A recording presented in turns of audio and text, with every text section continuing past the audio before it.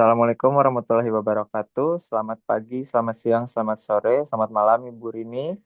Untuk kesempatan kali ini kami akan mempresentasikan hasil UAS kami, yaitu yang berjudul Perancangan UI UX untuk aplikasi Smart Parking yang kami namakan iPark Monas.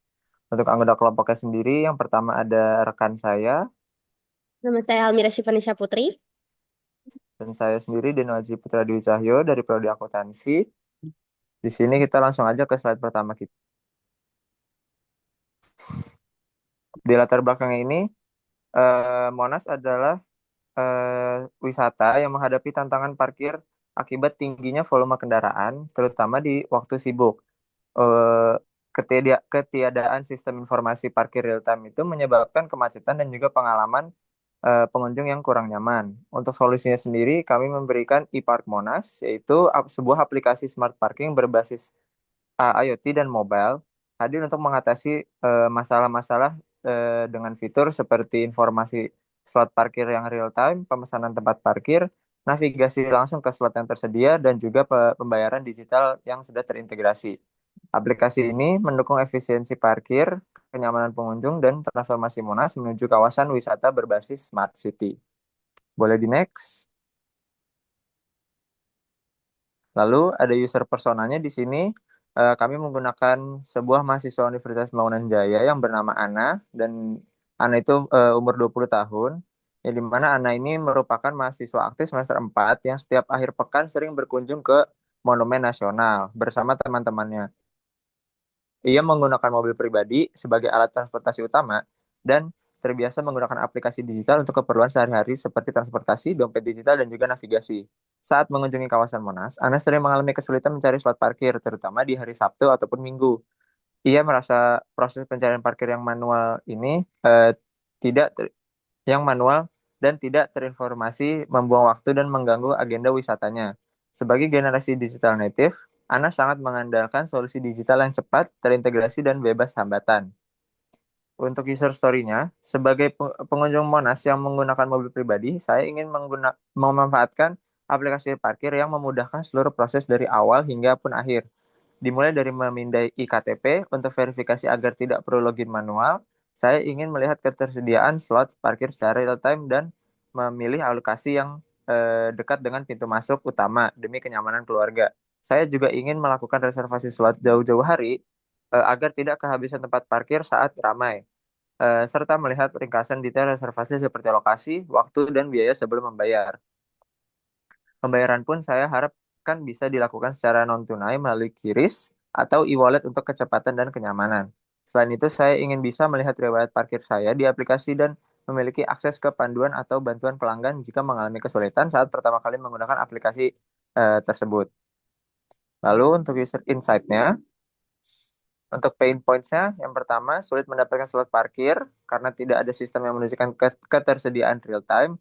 Lalu harus memutar dan menunggu lama di tempat parkir saat pengunjung ramai. Lalu tidak tersedia sistem pemesanan atau reservasi sebelumnya. Dan yang terakhir, pembayaran tunai merepotkan dan tidak efisien. Motivasinya, yang pertama ingin pengalaman parkir yang cepat, modern, dan sesuai gaya hidup mahasiswa. Yang kedua itu merasa puas bila mendapatkan bila dapat mengakses fitur reservasi dan navigasi langsung melalui smartphone. Lalu yang ketiga mengapresiasi aplikasi yang dirancang dengan antarmuka bersih dan mudah digunakan. Dan yang terakhir ingin merasa nyaman dan percaya diri saat berkegiatan di tempat umum tanpa stres mencari parkir. Untuk kebutuhannya sendiri, yang pertama itu informasi slot parkir secara real time di area Monas. Yang kedua, fitur pemesanan dan navigasi parkir secara langsung dari aplikasi. Yang ketiga, konfirmasi dan bukti digital code atau QR code sebagai akses masuk. Yang keempat, ada metode pembayaran non-tunai, bisa QRIS, bisa e-wallet ataupun kartu debit. Dan yang terakhir, riwayat reservasi dan pembayaran parkir tersimpan dalam aplikasi. Berikut adalah user journey kita. Boleh di next saja. Ini merupakan rancangan awal dari desain kita. Kami mengambil tema yang sedikit mirip dari tugas-tugas kami sebelumnya, yaitu InPark UPJ. Kami memakai ide yang sama, akan tetapi menggunakan fasilitas umum wisata Jakarta, yaitu Monas. Kurang lebih desainnya seperti ini. Boleh di next. Selanjutnya ada di prinsip desain. Jadi kita itu prinsip desainnya ada di konsistensinya itu di elemen UI-nya seperti tombol, icon, dan warna digunakan secara seragam di seluruh aplikasi. Lalu juga navigasi antar halaman ada home, profile, parking, dan lain-lainnya. Memiliki struktur dan posisi yang tetap. Lalu ada label seperti confirm payment atau scan iktp tetap digunakan agar pengguna tidak bingung. Lalu yang kedua ada visibility of system status. Pengguna selalu mendapatkan umpan balik feedbacknya atas tindakan mereka seperti slot parkir berhasil dipesan. Jadi di setelah memilih parkirnya kita bisa review summary-nya. Lalu di pembayaran juga setelah kita memilih pembayaran metodenya kita bisa melihat kita dapat statusnya itu pembayaran berhasil atau pembayaran dikonfirmasi seperti itu. Lalu selanjutnya ada indikator QR dan notifikasi status parkir aktif ditampilkan secara jelas. Jadi di review di history parkirnya juga tertulis itu udah dibayar seperti itu. Lalu selanjutnya ada accessibility. Tampilan sederhana dan font cukup besar untuk keterbacaan. Seperti contohnya di setiap wireframe-nya, layar-layarnya itu ada review summary, lalu ada historinya juga gitu. Desainnya juga mempertimbangkan pengguna dengan mobilitas terbatas. Selanjutnya ada warna dan icon dipilih agar mudah dibedakan, termasuk untuk pengguna buta warna ringan. Lalu selanjutnya ada minimalis desain, di mana antar muka bersih dan tidak memuat terlalu banyak informasi dalam satu layar. Lalu juga fokus pada fitur inti, pemesanan parkir, riwayat, dan bantuan. Lalu ada gunakan white space untuk menjaga keteraturan dan kenyamanan visual. Lalu selanjutnya ada user control freedom, jadi tersedia untuk tombol back untuk membatalkan tindakan atau kembali ke tahap sebelumnya. Lalu ada pengguna dapat memperbarui informasi seperti kendaraan, waktu parkir, dan metode pembayaran sebelum konfirmasi akhir. Selanjutnya yang keenam ada match between system and real world, di mana kita menggunakan istilah sehari-hari seperti bayar, parking history, dan parking slots. Selanjutnya juga ada tampilan slot parkir meniru tata letak asli lapangan parkir. Lalu ada yang selanjutnya prevention dan recovery, di mana slot parkir penuh atau tidak valid, tidak bisa dipilih atau di gray out. Selanjutnya ada sistem verifikasi data pengguna sebelum melanjutkan proses. Dan yang terakhir ada help and documentation, jadi kita buat halaman how to use sama context support. Lalu pengguna juga bisa mengakses bantuan dari menu pengaturan kapan saja. Oke, untuk next. Di sini ada evaluasi usability. Jadi di sini kita kasih juga hasil evaluasi dari rekapan data. Kita evaluasinya menggunakan SUS atau sistem scale sistem user scale ya. Jadi di sini dari hasil tabelnya itu rata-rata total dari 10 pertanyaan ada 3,8 dari 5 yang menunjukkan bahwa secara umum pengguna merasa aplikasi ePark Monas cukup baik dan mudah digunakan meskipun masih terdapat ruang untuk perbaikan pada beberapa aspek. Jadi SOS ini kita kasih melalui media uji form, lalu hasilnya kita rekap, hasilnya ada 3,5 dari 5. Nah, selanjutnya ada evaluasi menggunakan heuristic evaluation, di mana nih untuk ePark Monasnya ini menunjukkan bahwa aplikasi itu dirancang dengan baik berdasarkan prinsip usability Jacob Nielsen. Sistem secara konsisten memberikan umpan balik yang jelas di setiap langkah dengan antarmuka yang intuitif dan mudah dipahami bahkan oleh pengguna baru. Navigasi antar fitur seperti pemesanan parkir, riwayat, hingga pembayaran berjalan lancar tanpa hambatan, berarti desain visualnya bersih dan minimalis serta istilah yang digunakan akrab bagi pengguna umum.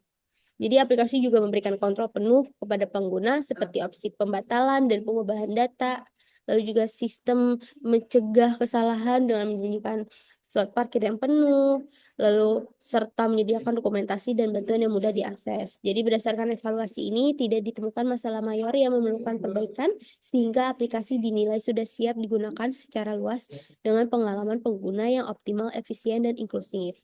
Lalu selanjutnya ada yang terakhir usability testing. Jadi evaluasi terakhir ini caranya pengujiannya dilakukan untuk mengevaluasi kemudahan penggunaan aplikasi dalam proses mencari, memilih, memesan tempat parkir di area monumen nasional. Melalui skenario simulasi ada 5 pengguna dari latar belakang yang berbeda. Ada pengguna awam, familiar dengan reservasi dan aktif aplikasi transportasi. Jadi mereka diminta untuk menyelesaikan tugas menggunakan IPAK Monas. Lalu juga temuan utamanya menunjukkan dua masalah ringan, yaitu tombol parkir yang kurang jelas fungsinya, lalu serta tidak adanya konfirmasi visual setelah login yang membuat pengguna ragu prosesnya kembali berhasil. Ada sebagai perbaikannya kita membuat label tombol yang diperjelas dengan ikon atau teks tambahan dan halaman QR code ditampilkan otomatis usai booking untuk efisiensi navigasi. Jadi secara keseluruhan aplikasi dinilai sudah cukup intuitif dan fungsional dengan hanya sedikit penyesuaian UI untuk meningkatkan pengalaman pengguna lebih optimal. Lalu selanjutnya ada iterasi perbaikan. Jadi kita ditemukannya itu dari evaluasi usability-nya ada masalahnya tidak ada konfirmasi visual setelah login dari usability testing. Jadi beberapa pengguna merasa tidak yakin kan apakah proses login berhasil. Lalu juga tidak ada pemilihan metode pembayaran. Beberapa pengguna merasa tidak ingin menggunakan hanya QRIS. Lalu dengan ini kita improve berdasarkan feedback yang tadi, kita membuat otomatis menampilkan halaman QR code setelah booking untuk mengurangi waktu pencarian oleh pengguna, lalu juga pemilihan metode pembayaran yang beragam. Jadi kita nggak cuma QR, bisa juga transfer, lalu juga e-wallet lainnya. Nah, ini untuk berikut ada mockup wireframe-nya. Jadi kita menggunakan Figma. Berikut ada linknya juga. Di sini kita ada 14 wireframe. Untuk frame-nya kita dari sini berdasarkan wireframe yang kita buat. Berikut. Sini juga ada demo prototipe-nya.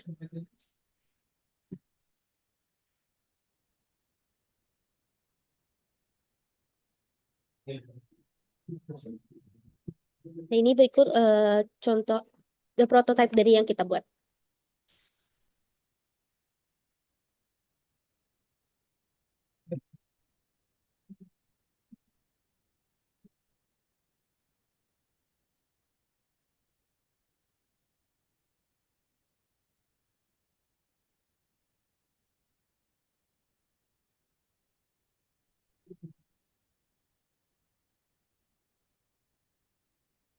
Oke. Jadi boleh selanjutnya.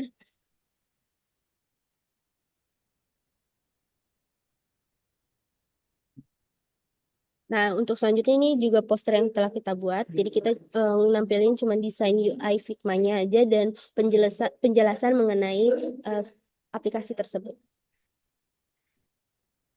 Sekian dari kami. Sebelumnya mohon maaf jika ada kekurangan. Terima kasih.